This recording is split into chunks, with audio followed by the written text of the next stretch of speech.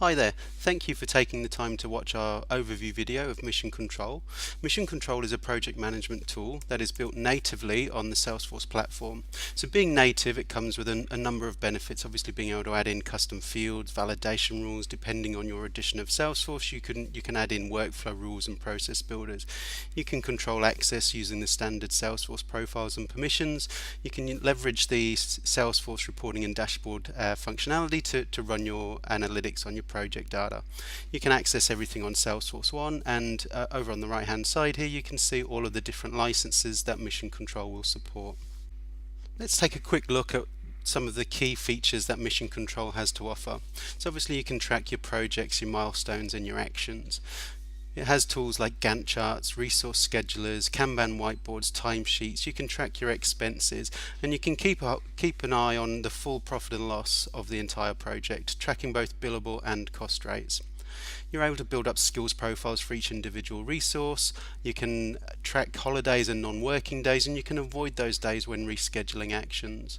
Mission Control also allows you to raise invoices and credit notes, so you can automatically raise an invoice at the key stage of a project.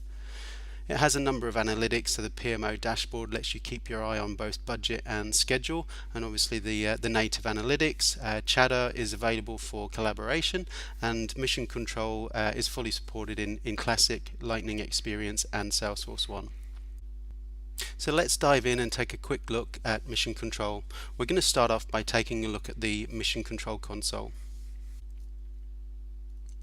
The console is our centralized command center, giving us quick launch access to all of the key parts of Mission Control. Up in the top left, we're able to build the framework out for a new project, or we can grab an existing project and clone that as a template. We can create new role records, which are our project resources, so we have people in the system ready to assign work to. We can access the timesheet and the expense log. We can jump into the PMO dashboard to see how our projects are tracking. Up in the top right, we're able to select any of our active projects. We can look at the project overview, giving us a 360-degree insight into one particular project. We can look at the Gantt chart and manage multiple projects on the one timeline. The resource scheduler allows us to look at all of our individual team members and see what capacity and availability they've got and any bottlenecks that we might have.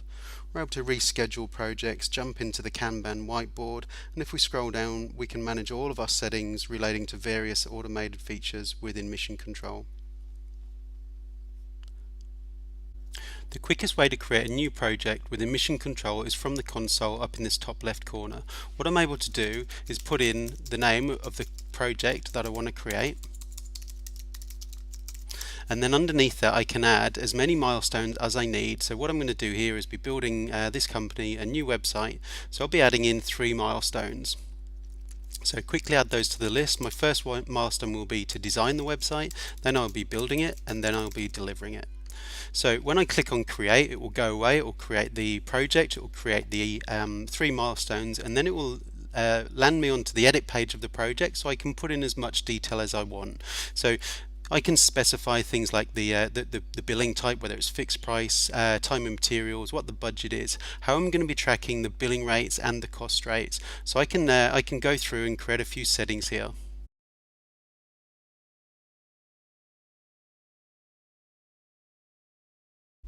I can specify both the billing rate and the cost rate for the project. So the billing rate being what we're charging the client to do the work, the cost rate being what we're paying our people to do the work for us.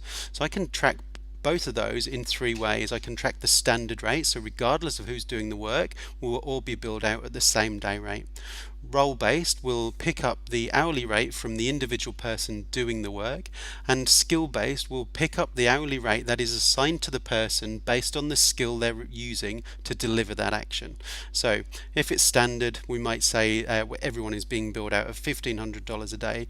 If it's role-based, it might be that Mark is billed out at $200 an hour and Colin is billed out at $150 an hour. For skill-based, it might be that if Colin is designing a website, he might be getting billed out at $150, but if he's delivering training, he might be billed out at $120. So I'll just carry on and fill in the rest of the settings for this project here. I'm able to track whether the client will pay us overtime and whether we pay our staff overtime. I also have the ability to specify how I'm going to be raising invoices for this. So first of all, I'll be looking up a tax rate, and then I'll say, how do I want to raise the invoice? Is it manual, is it milestone driven, or is it periodic? So if it's manual, it will just be up to me to create those invoices. If it's milestone driven, each time a milestone is set to complete, we're able to actually raise the invoice automatically for that invoice, for that milestone. If it's periodic, we might have a support agreement in place where we're going to be raising an invoice on a regular basis for the client based on the work we've delivered. So we can specify periodic, and then we can specify whether we're going to be raising the invoice weekly, fortnightly, or monthly. We also have the ability to track expenses, so I can say I've got anticipated expenses of $500, and then as people start logging those expenses, they will be approved and they'll come into the actuals. So you'll see now I've got my project created in the system. I scroll down, I have all of my milestones ready to add my actions to. So the most efficient way of creating the actions is via this Create Actions button here. This page lets me create a number of actions in one go. So what it's given me is one record ready to create, but what I can do is add a few more to the list so I know I can get ready to create all the actions I need. So my first action is going to relate to the design milestone, and I'm going to put in the details of what needs to be done.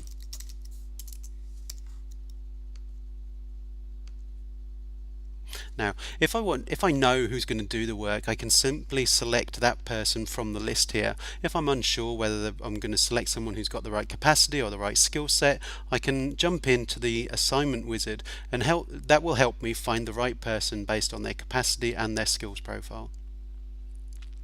So what I can do is search for someone on a particular team who's got a specific skill set and click on search. That will give me a list of all of the individual resources that are available meeting that profile, and I can see their current availability.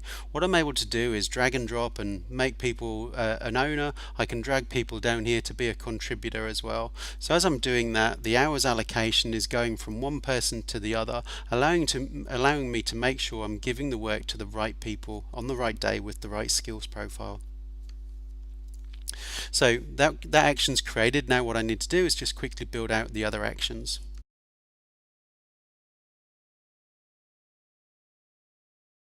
Once I'm ready, I can click on create, and all those actions will be created against the relevant milestones.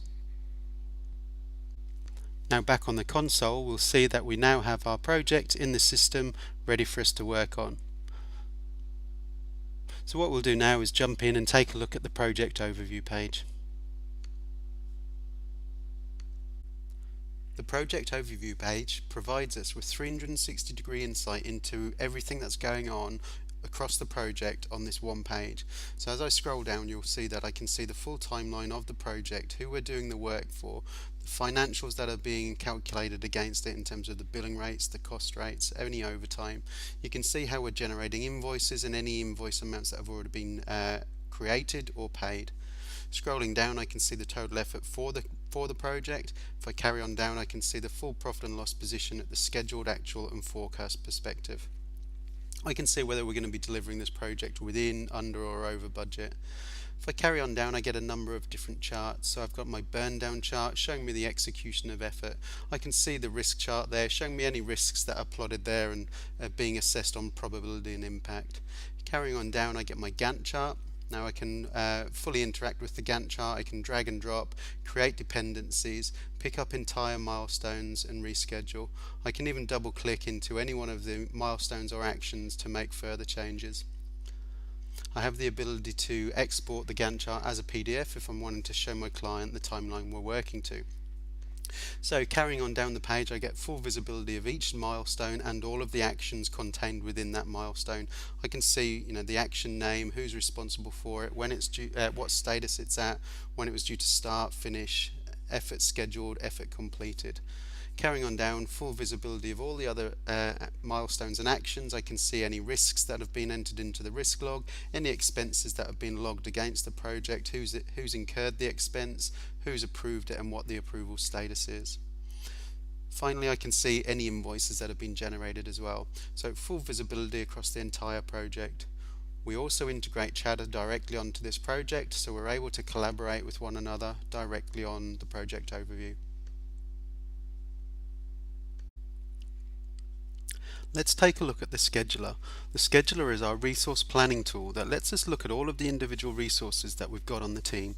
So let's take a look at what this is showing us. So down the left hand side I can see all of the different role members I've got in Mission Control, and across the page I can see a timeline. I'm currently looking at a 2-week window showing me all of the different hours, all of the different actions that have been assigned to each member of the team.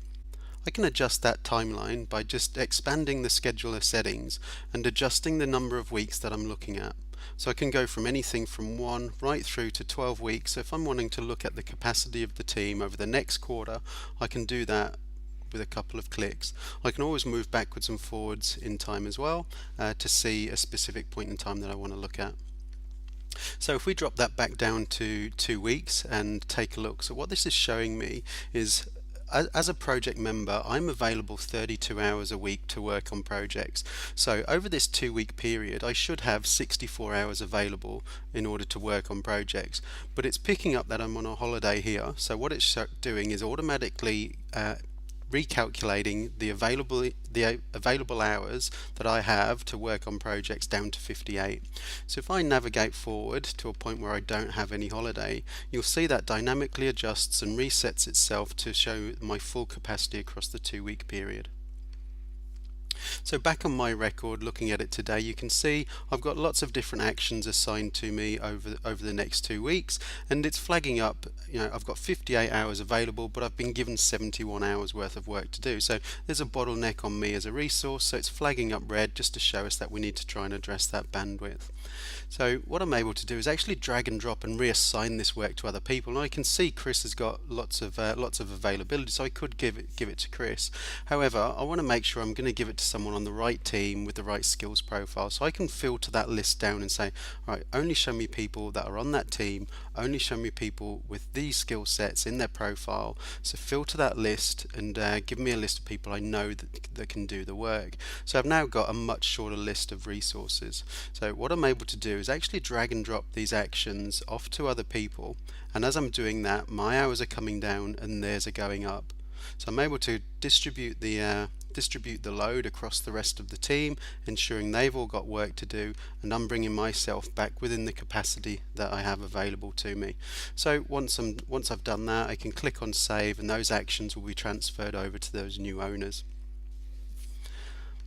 Now what I'm looking at here is obviously a high-level summary of the actions and the impact on the capacity. What I'm also able to do is jump in and look at an hours scheduler. So this shows me the distribution of the hours allocated across each resource over the time period we're looking at. So I can quickly see at a glance, looking at the color coding, whether someone is over allocated on a particular day. So what I can see here is mix actually over allocated for the Tuesday, so we could look to either reassign this to other people, or we could look to see if we could reschedule some of this work to a later point where he does have more availability.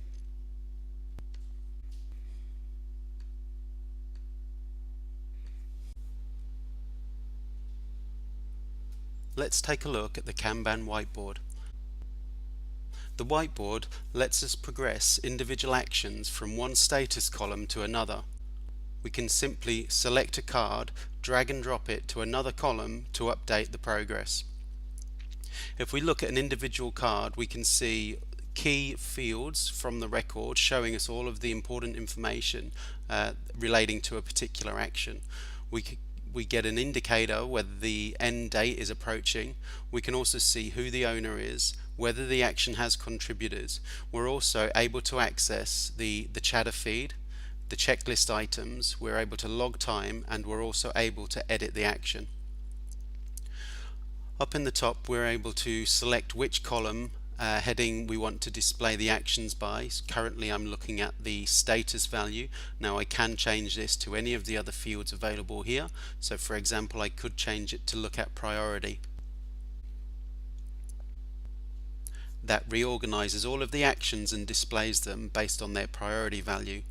Again, I have the ability to drag and drop and organize the priority of each individual action.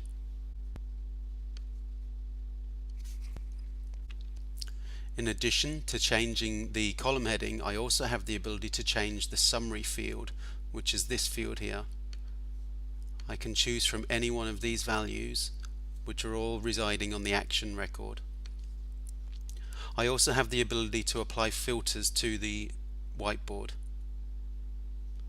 I can make my selections, click on filter, and then drill down to the actions I'm looking for. Over on the right hand side, I have the access to all of the role records within Mission Control. I'm able to simply drag and drop any one of these over onto the card to reassign ownership.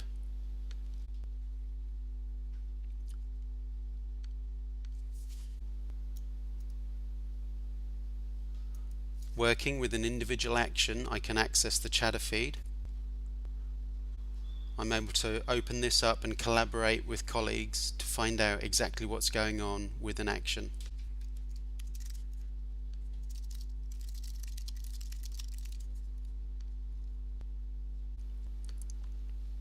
I also have the ability to access the checklist items. If there are none here, I can simply create them as required.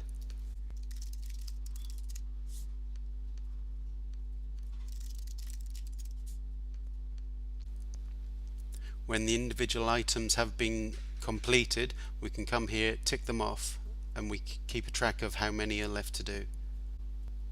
I also have the ability to log time from the whiteboard. I'm able to specify whether it's overtime, non-billable, put in any supporting notes, and I can specify how long I've been working on the action, or I can start tracking time.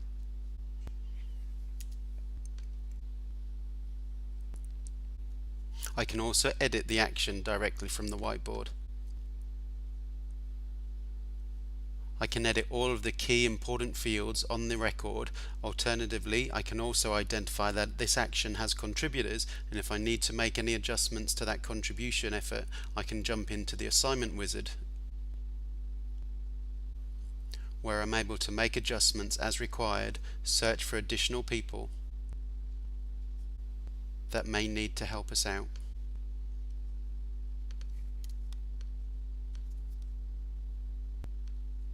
I have the ability to add new actions to any of my projects by clicking on this button. I'm able to add the project, the milestone, enter the action name, assign the owner, jump into the resource assignment wizard, specify all of the other key details, and create the action directly from the whiteboard. I also have control over which fields I view on the sticky note. The top four, the PAN number, link to the action, link to the milestone, and link to the project, are static, but the 5 remaining fields can be set to match your own preferences. You can adjust these field values simply by clicking on the settings icon here and selecting which fields you would like to view.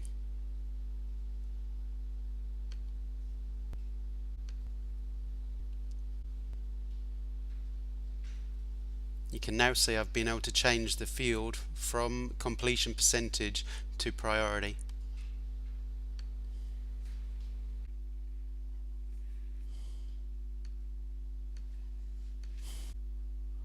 We're able to log time against any action that we're working on within Mission Control. There's a number of ways of logging that time, and we've just seen there how we can log the time directly from the whiteboard. Let's now take a look at the timesheet. The timesheet loads up for an individual person showing a particular week. So this is showing me all of the actions that are assigned to me to work on within this week. So I can see for each action, I can see the project, the milestone, the action. I can jump through and look at more detail. I can see the status of the action. I can mark it as complete if I need to. And I can see both billable and non-billable hours that are scheduled, completed, and remaining. And I can see here any hours that I've already logged against any of my existing actions. So if I want to jump in and see the details of what's been done during these hours, I can click on this information icon. That'll pop up with a little dialog box showing me the notes that have been entered on each individual time log. So as I come down, I can see the total hours that I've allocated for each day. While I'm here, I can say, okay, well, I've just done 2 hours here and I've done 1 hour on there. So as I'm doing that, I can see my total is automatically calculating for the day, and I'm getting a total for the week as well. So if I want to do and enter any notes, I can double click into the box and add in some more notes.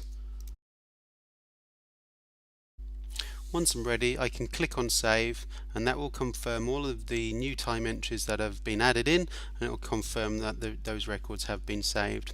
Now the other thing that I can also do from the timesheet is actually track time in real time. So let's say I'm just about to start work on delivering this training. Rather than coming back and logging time historically, what I'm able to do is actually click on the play button, and that will start tracking time from now, and that will allow me to go off, do my work, come back, and when I'm finished, you can now say I've got my stop button ready for me to click stop when I'm finished, and that will record the actual time that it's taken for me to do that. I also have access to a time logger that is available on the sidebar within Salesforce Classic. So what this allows me to do is filter down on a project, a milestone, or an action, and I can adjust the status, log time historically, or start tracking time.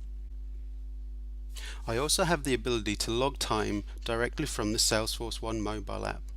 So from the chatter feed, I can just click on the log time icon down in the bottom left.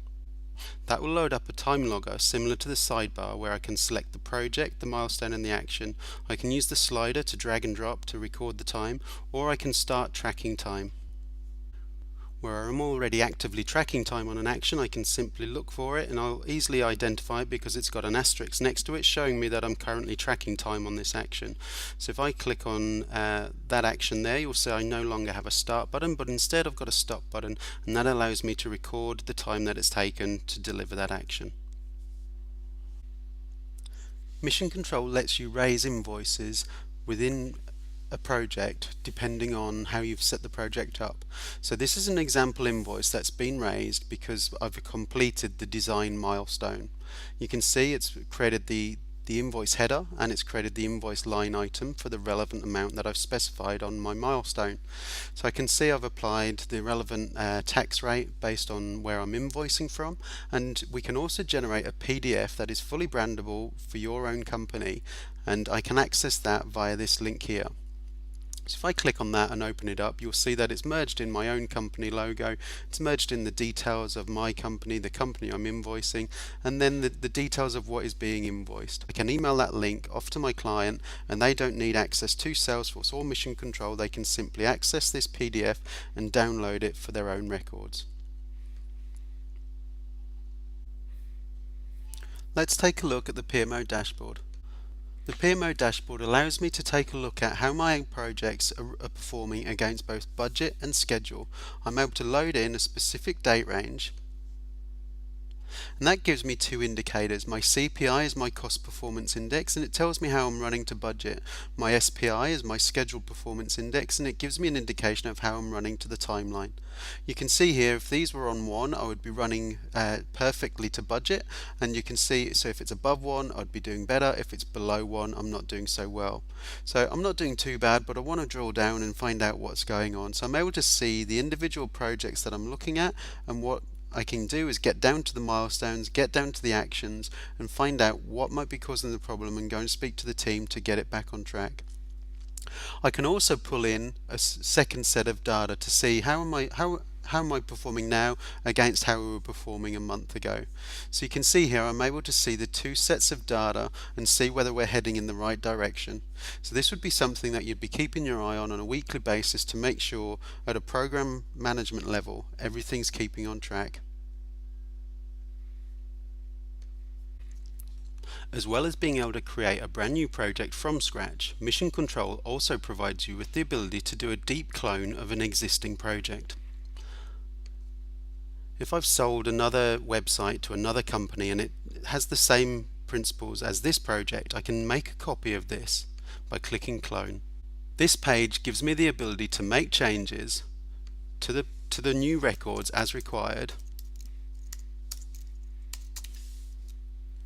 I can make any changes that I need to, linking it through to a new customer, new opportunity, make changes to the financial settings, It also loads in a copy of all of the actions and milestones that are already on the original project, and it assumes a start date of today for this project. What I can actually do is say, well, it's not going to be starting today, it's going to be starting in a couple of weeks. So set that as the start date. When I go back and check, what it's done is reapplied the start date for the first action to be the 7th of November, and it's rescheduled everything else accordingly, but keeping the lead time between those actions. So in the matter of a couple of clicks, I've been able to create a new instance of that project. We offer a 14-day free trial of Mission Control, which you can install straight from the App Exchange simply by clicking the Get It Now button. It will take approximately 2 minutes to install, and everything you've seen in this demo will work out of the box. You'll also receive a quick start guide to make sure you get up and running as quickly as possible. You can install the free trial into either your production or your sandbox environment, and we're certainly on hand if you want to have a live demo, so feel free to email us at this address. We also have a number of resource materials available to help you through the trial and your ongoing usage of the system. You can get those by going to the support center on our website, or you can raise a support ticket with us by emailing support@aprika.com.au.